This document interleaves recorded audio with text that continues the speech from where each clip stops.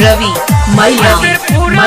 माँ के मेला घूमे पिपरा घाट कीन देबो मुँह के सिंगार तोड़ा ला देबो मीना बाजार कीन देबो मुँह के सिंगार तोड़ा ला देबो मीना बाजार ला देबो मीना बाजार।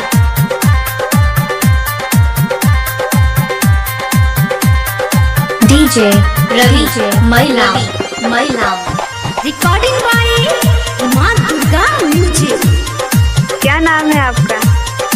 उमेश उमेश उमेश उमेश उमेश सुखीपुर बाजार। प्रथम हम कमला नहेबे कमला नहेबे गे कमला नहेबे कमला नहाक कार्तिक बाबा के मनेबे बाबा के मनेबे कार्तिक बाबा के मनेबे पहिल हम कमला नहेबे तोरा संगे मिल के हम बाबा के जोड़बै दोनों हाथ तोरा संगे मिल के हम बाबा के जोड़बै दोनों हाथ। अई बेर पूर्णिमा के मेला घूमेबो पिपरा घाट अई बेर पूर्णिमा के मेला घूमेबो पिपरा घाट। डीजे रवि महिला क्या नाम है आपका?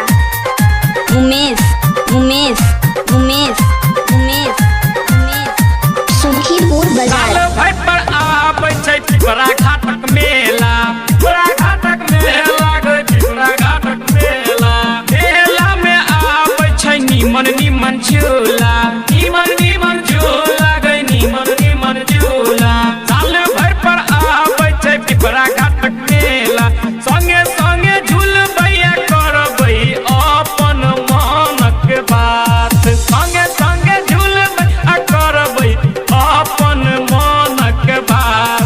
अई बेर पूर्णिमा के मेला घूमेबो पिपरा घाट अई बेर पूर्णिमा के मेला देखेबो पिपरा घाट।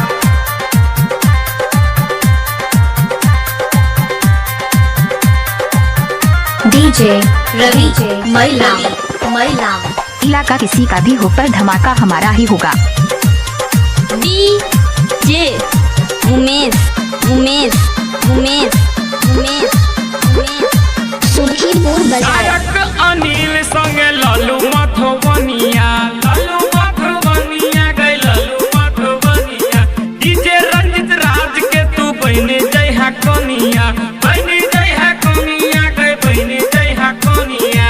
गायक अनिल संगे लालू मधुबनिया दुर्गा म्यूजिक भक्त सबके करे छै हाथी जोड़ प्रणाम दुर्गा म्यूजिक भक्त जन के हाथी जोड़ी करे छै प्रणाम।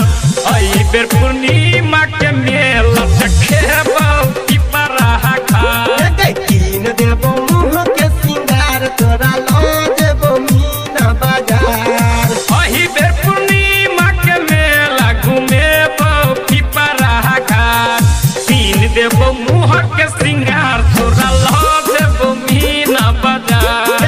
कीन देबो मुँह के सिंगार रवि तोड़ा ला महिला देबो